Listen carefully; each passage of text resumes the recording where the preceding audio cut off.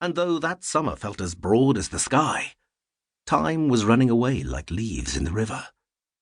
"And don't let her eat all the apples!" Vey already stood in the little wooden gate, hopping from one foot to the other, ready to run.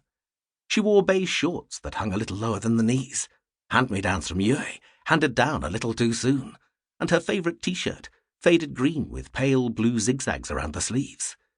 She had stuffed her pockets with apples and tied her hair so loosely it was already starting to fall around her ears. What was worse, she had brought a friend. A boy, only a few months older than she, in russet shorts and a plain grey shirt, who shuffled and swayed, uneasy in the porch, as confused by Vey's energy as the snail by the swift. The boy's name was Ven. He was me, though I struggle now to remember ever being anything other than an observer to childhood, rather than a participant. From the soft grass beneath the tree, Yue eyed her sister and myself, imparting, I felt, a clear declaration in her gaze that if we so much as sneezed out of place, she would snitch to the first adult we saw, and that should Vey make herself sick gorging on fruit or spinning so fast she became herself dizzy, it was no one's problem but her own. I understood this. Vey was studied in the art of selective ignorance. "Come on, Yue! We'll miss everything!" Vey shrilled, though quite what everything was no one could fathom. Then she was running up the rubber road towards the server office on the corner, swinging past the egg-like kakui stone that guarded the forest path without so much as a bow to its guardian form, and shrilling up the muddy track towards the ridge above. I followed, checking over my shoulder to see that our escort was coming, and reluctantly, at last, with studied slowness, Yue folded her inkstone down, slipped it into her pocket, shuffled bare feet into brown sandals, and followed at a determinedly sluggish pace. Yue's hearth was near the top of the hill, with a view down the zigzag street to the town below.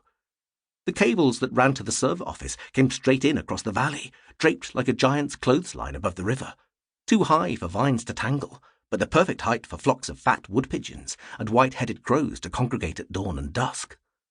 When the wind blew right, the sound of running water and bicycle bells swept up the slopes into the forest above, along with every argument, shriek of laughter, out-of-tune melody and yap of barking dog.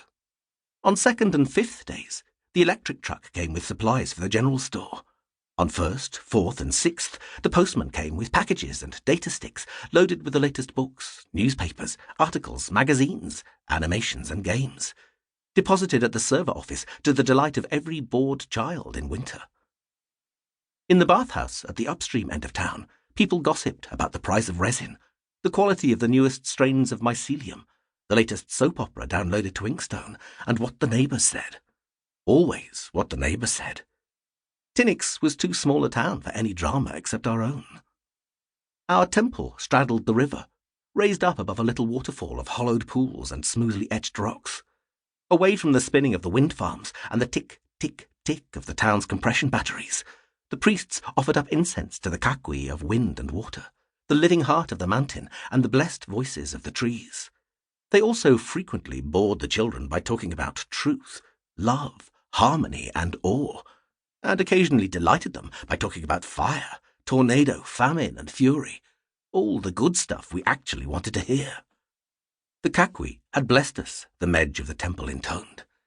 In autumn, the west wind powered inkstone, stove, and bulb, and in spring the ice melted and the river flowed strong enough to keep the sewage plant pumping and the biowells bubbling.